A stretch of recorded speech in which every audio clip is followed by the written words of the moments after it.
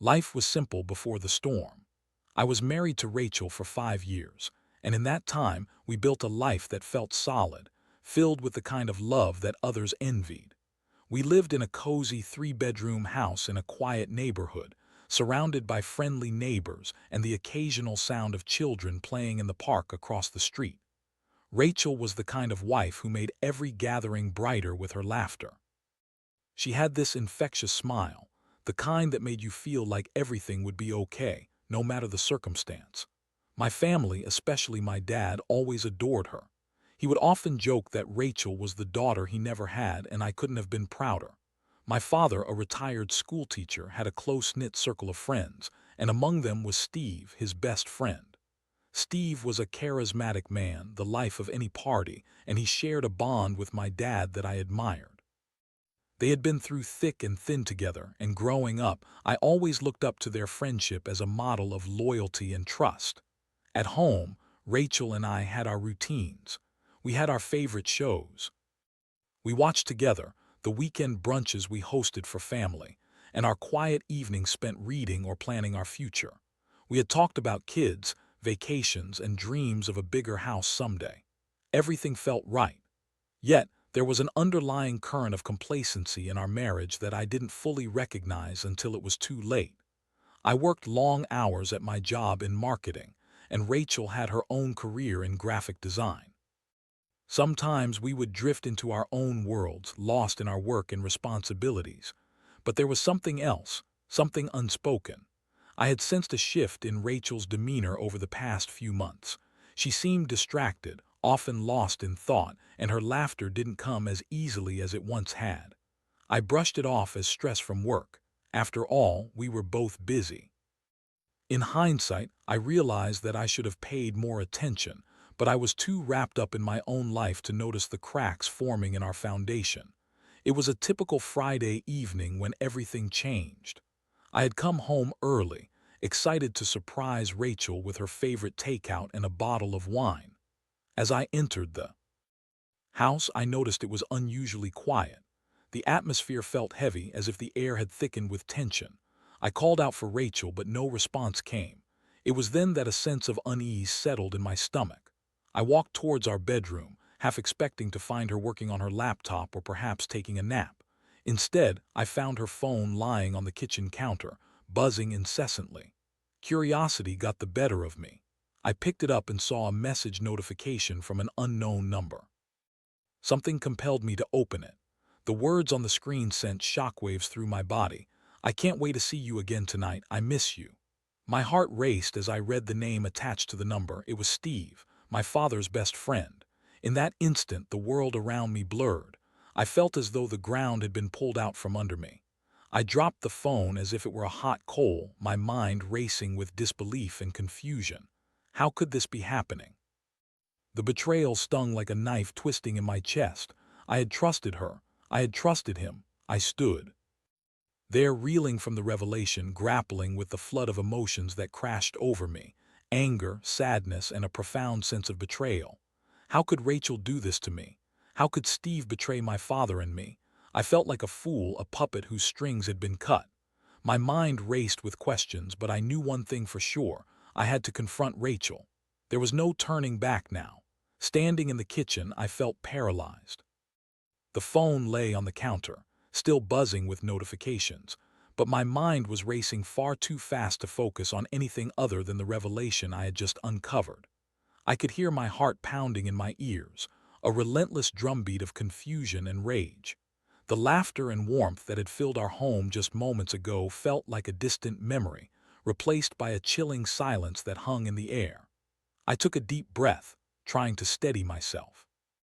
I needed to confront Rachel, but the thought of facing her filled me with dread. What would I even say? How could I articulate the whirlwind of emotions surging through me? I felt like a character in a tragic play, caught in a moment that would forever alter the course of my life. After what felt like an eternity, I heard the sound of the front door opening. Rachel stepped inside, her face lighting up when she saw me. "Hey babe, you're home early," she chirped, but the joy in her voice faltered when she noticed my expression. The smile faded and a look of concern washed over her face. "Rachel, we need to talk." I said, my voice steadier than I felt. I could see her eyes widening in confusion, and the realization that something was wrong settled in. "What's going on?" she asked, her brow furrowing. I took a step closer, my heart racing. "I found a message on your phone." I paused, watching as her face shifted from confusion to fear. "From Steve." The color drained from her face, and for a moment she looked like a deer caught in headlights. "I can explain," she stammered, but I wasn't ready to hear excuses. I needed the truth. "Explain what?" "That you've been sleeping with my father's best friend." The words came out harsher than I intended, but I couldn't help it. The betrayal felt like a raw wound, and all I wanted was to lash out, to make her feel the pain she had inflicted on me. "Please, just let me talk," she pleaded, tears welling in her eyes. "It's not what you think." "Not what I think," I shot back, my voice rising. "What do you think I should think? That you and Steve are just friends? That this is some kind of misunderstanding?" Rachel opened her mouth to respond, but I wasn't interested in her justifications. I needed to hear the truth, the whole truth. "How long has this been going on?" I demanded, my voice trembling with a mix of anger and heartbreak. "Just a few months," she admitted, her voice barely above a whisper. "It didn't mean anything, I swear. It was a mistake. I was feeling lost, and Steve, he was just there." The words hit me like a physical blow.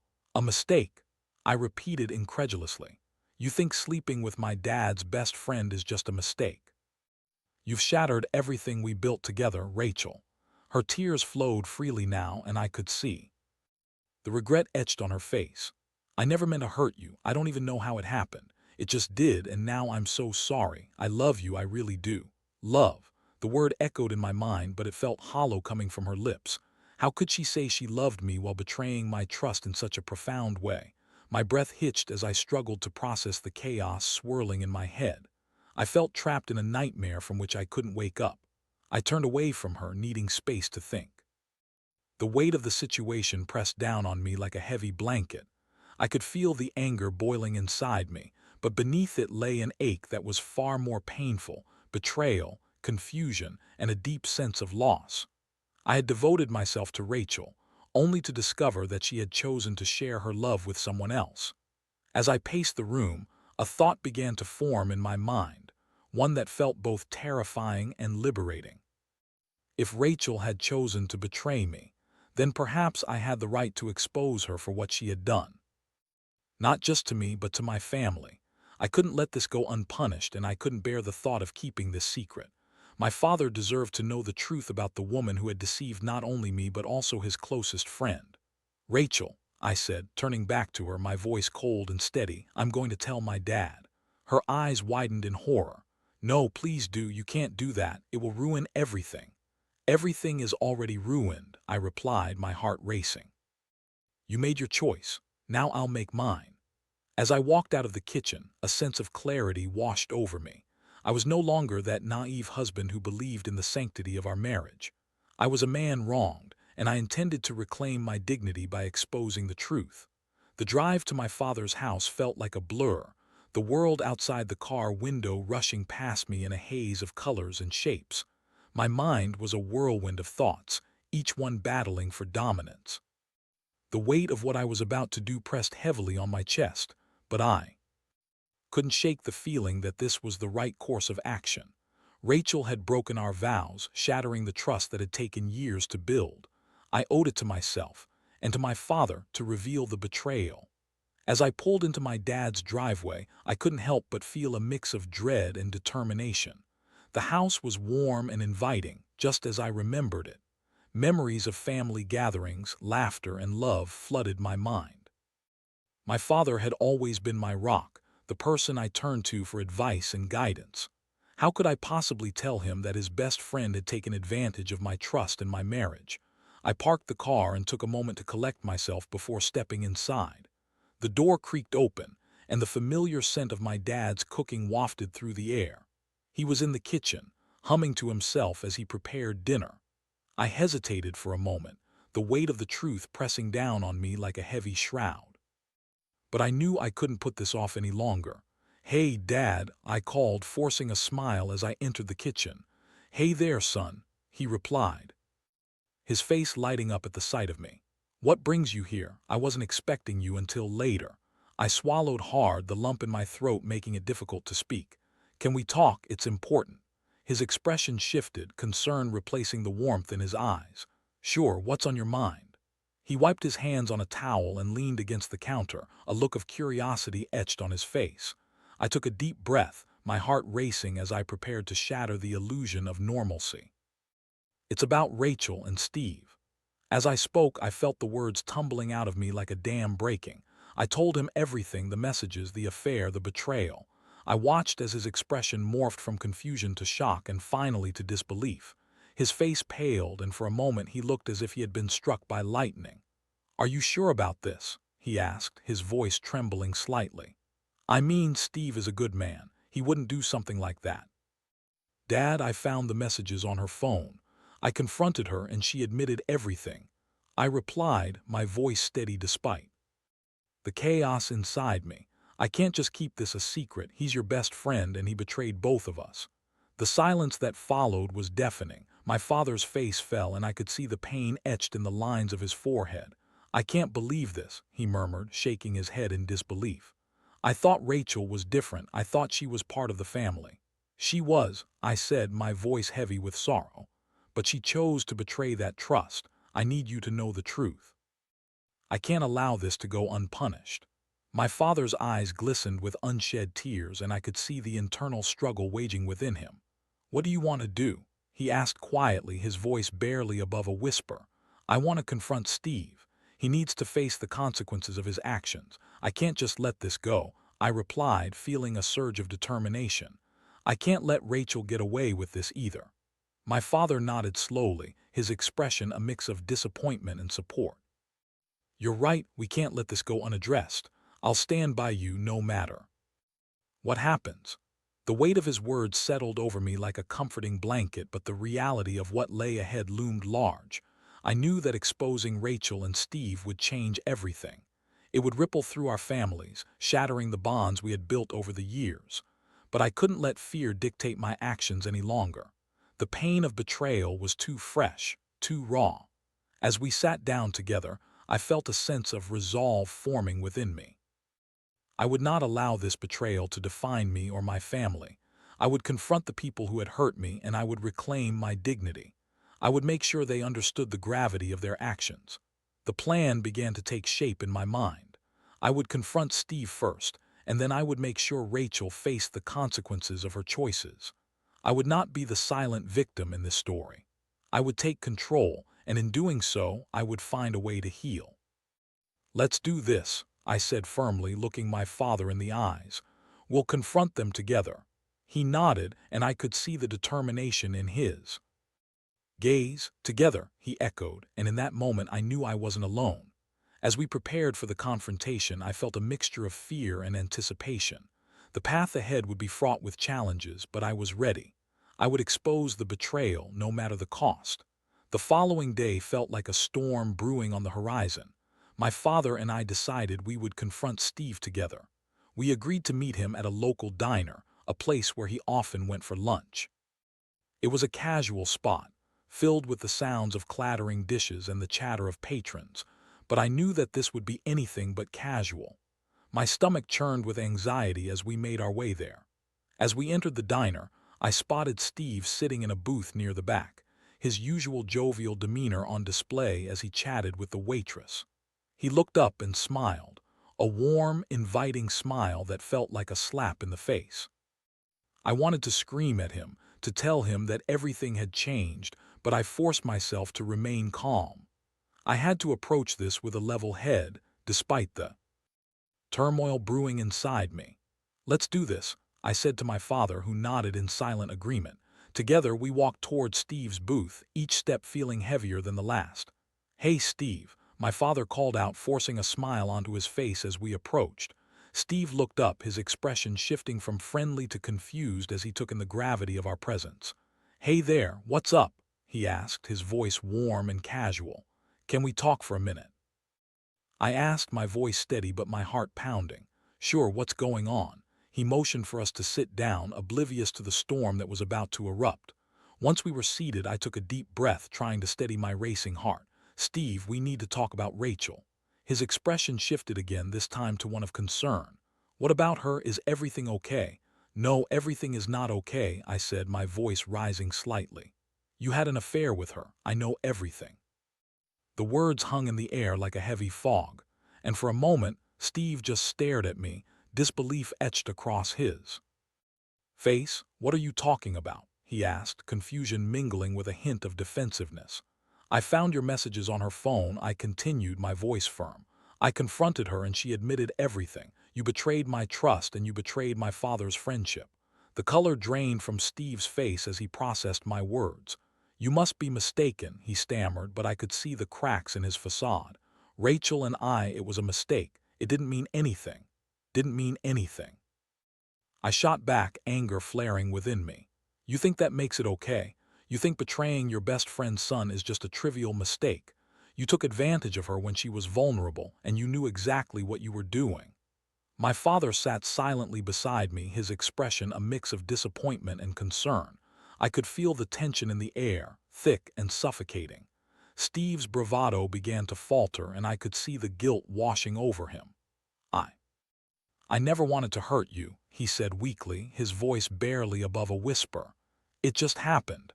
I didn't mean for any of this to happen, yet here we are," I replied, my voice steady but laced with pain.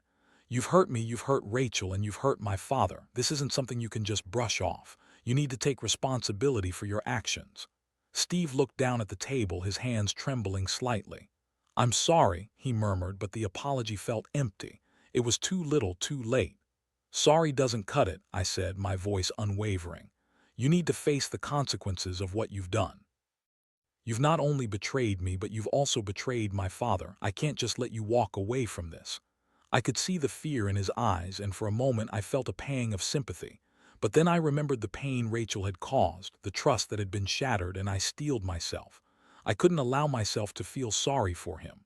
"Steve, I'm going to tell my dad about this," I said, my voice firm. "He deserves to know the truth about his best friend. You've put him in a position that he shouldn't have to deal with. You've made this personal." His face turned pale, and I could see the realization dawn on him. "No, please don't do that," he pleaded, desperation creeping into his voice. "I'll make it right. Just give me a chance to talk to Rachel and fix this." "Fix this?" I echoed, incredulous. "You can't fix betrayal. You can't just wipe the slate clean and pretend this never happened. You need to own up to your choices." At that moment, I felt a surge of power, a sense of control over the chaos that had engulfed my life. I wouldn't be a victim any longer. I would expose the truth, and I would ensure that both Rachel and Steve faced the consequences of their actions. "Let my dad hear the truth," I said, my voice steady. "You owe him that much." As I stood up from the booth, I could feel the weight of my decision settling over me. I had taken a stand, and I was ready to confront the fallout. I would not let this betrayal define me. I would reclaim my dignity, and I would ensure that Rachel and Steve faced the consequences of their actions. "Let's go," I said to my father, who nodded in agreement. We left Steve sitting in the booth, his expression a mixture of fear and regret. As we walked out of the diner, I felt a sense of relief wash over me. I had taken the first step in reclaiming my life, and as painful as it was, I knew I was doing the right thing. The confrontation had been necessary, and now it was time to confront Rachel. The drive back to my father's house felt surreal. The weight of what had just transpired hung heavily in the air, but there was also a sense of purpose driving me forward. I had confronted Steve, and now it was time to confront Rachel. I could feel the tension in my father's presence, a mix of disappointment and concern that mirrored my own turmoil. As we pulled into the driveway, I took a deep breath and steeled myself for what was about to unfold. The house looked the same as it always did, but I knew that everything had changed. The love and trust that had once filled our home felt like a distant memory, replaced by a chasm of betrayal. "Are you sure you want to do this?" my father asked as we walked toward the front door. His voice was calm, but I could hear the underlying concern. "I have to," I replied, my voice firm. "She needs to know that I won't stand for this. I can't let her think there will be no consequences for her actions." My father nodded, his expression solemn. He understood the gravity of the situation, and I appreciated his support. Together, we stepped inside, the familiar warmth of the house wrapping around us like a blanket, but it felt tainted now. "Rachel," I called out, my voice echoing through the hallway. "We need to talk." She appeared at the end of the hallway, a look of confusion on her face. "What's going on? You're back early. Is everything okay?" I could hear the tremor in her voice, a hint of anxiety creeping in. I glanced at my father, who gave me an encouraging nod. This was it. There was no turning back now. "Everything is not okay," I said, my voice steady. "We need to talk about your affair with Steve." Her face went pale, and I could see her processing the words. "What are you talking about?" she stammered, but I could see the realization dawning in her eyes. "I confronted him today," I continued, my heart racing. "He admitted everything. He betrayed my trust, and he betrayed you too, but you need to understand that you were the one who made this choice." Rachel shook her head, tears welling in her eyes. "I never wanted to hurt you. It was a mistake, a moment of weakness." "A moment of weakness," I echoed, incredulous. "You think that justifies what you did?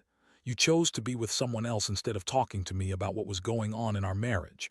You chose betrayal over honesty." Her breaths came in quick gasps, and I could see the panic rising within her.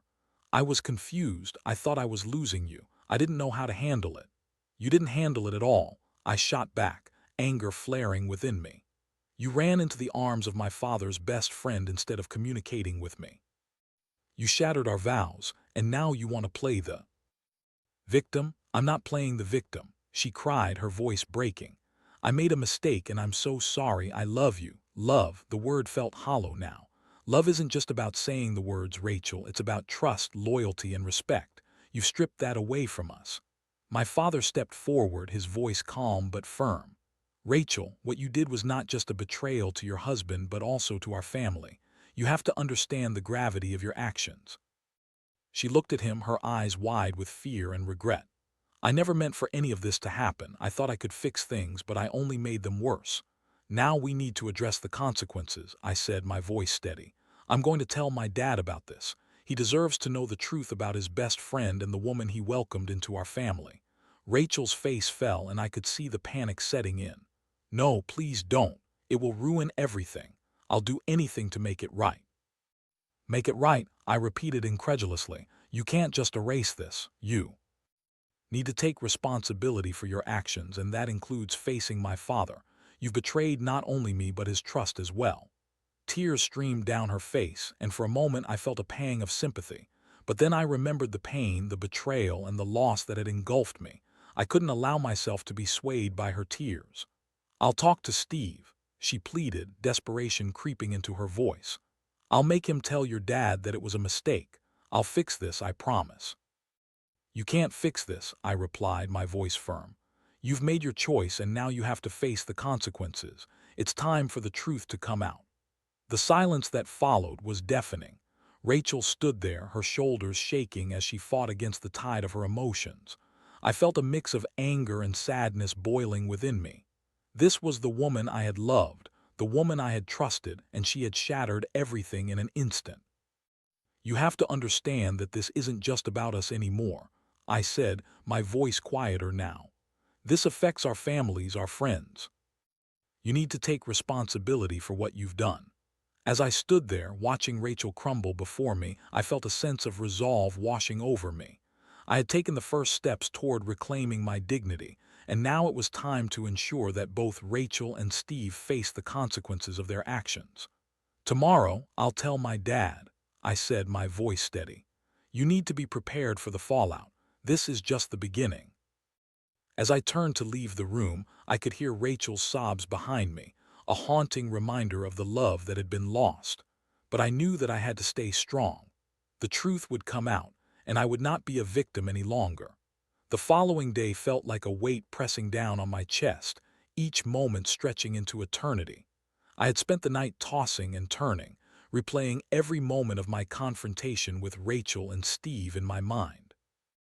I was filled with a mix of dread and determination, knowing that I was about to shatter the fragile facade of normalcy that had cloaked our lives for too long.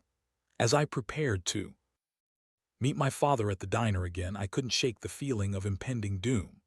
The world outside seemed oblivious to my turmoil, the sun shining brightly as if mocking the chaos that had engulfed my life. I felt a knot in my stomach, a mixture of anxiety and resolve. I knew I had to tell my dad the truth. When I arrived at the diner, my father was already seated at our usual booth, his expression somber. He looked up as I approached, a look of concern etched on his face. "Are you ready for this?" asked, his voice steady but filled with empathy. I nodded, swallowing hard. I have to do this, he deserves to know. As we sat across from each other, I could see the weight of the conversation hanging in the air. "I'll be right here with you," he said, placing a reassuring hand on mine. His support gave me a small measure of comfort, but I knew that the truth would be painful for both of us. After a few moments, I took a deep breath and called Steve. "We need to meet. It's important." I could hear the hesitation in his voice, but he agreed to come. When he arrived, the atmosphere shifted. Steve walked in, his usual bravado replaced by a tense anxiety. He spotted us in the booth and approached cautiously, his eyes darting between my father and me. "Hey, what's going on?" he asked, feigning ignorance, but I could see the fear lurking beneath the surface. "Sit down, Steve," I said, my voice steady but firm. "We need to talk." He slid into the booth, glancing nervously at my father, who remained silent, his expression unreadable. "Yesterday I confronted you about your affair with Rachel," I began, my heart racing. "And now it's time for my father to hear the truth." Steve's face paled, and I could see the realization settling in. "You can't do this," he stammered, panic rising in his voice. "Think about what this will do." "I'm thinking about what you did," I shot back, anger boiling within me. "You betrayed my trust, and you need to face the consequences of your actions." My father's gaze locked onto Steve, a mix of disappointment and hurt etched across his features. "I trusted you, Steve. You were like a son to me. How could you do this to my family?" Steve's bravado crumbled as he faced my father. "I never meant to hurt you," he said, his voice trembling. "It was a mistake. I thought Rachel was looking for something more, something I could give her." "Something more," I echoed, incredulous. "You think that justifies what you did? You chose to betray us both. It's time for you to take responsibility." The diner was filled with the sounds of clinking dishes and murmured conversation, but in our booth it felt like the world had come to a standstill. Steve looked defeated, and I could see the regret etched across his face. "I'm sorry," he whispered, barely able to meet our gazes. "I never wanted it to come to this." "Sorry isn't enough," my father said, his voice resolute. "You've broken a bond that can't be repaired. This isn't just about you and Rachel, it affects our entire family." With that, I felt a sense of closure wash over me. I had done what I set out to do. I had confronted the betrayal, and now it was time to move forward. After the diner, I took a long walk to clear my head. I reflected on everything that had transpired, the pain, the anger, and the sense of loss that had consumed me. I had once believed in the promise of love and trust, but that had all been shattered. The betrayal felt like a knife to my heart, but I knew that I had reclaimed my dignity in the process. In the weeks that followed, I began to rebuild my life. Rachel and I had tried to have conversations, but it became clear that the trust was irreparably broken. We decided to part ways, and though it was painful, it felt like the right decision. The memories of our time together would always linger, but I knew I had to move on. My father and I grew closer through this ordeal. We navigated the complexities of betrayal together, and he became my rock during the difficult moments.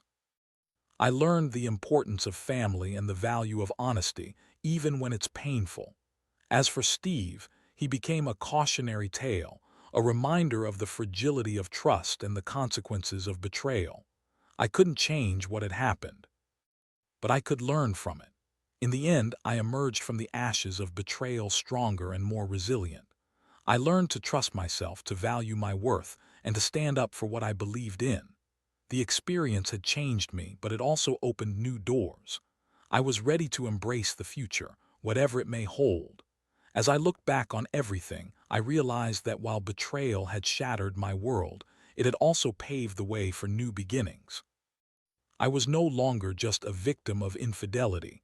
I was a survivor, ready to reclaim my life and find my own path forward. And in that, I found a sense of peace.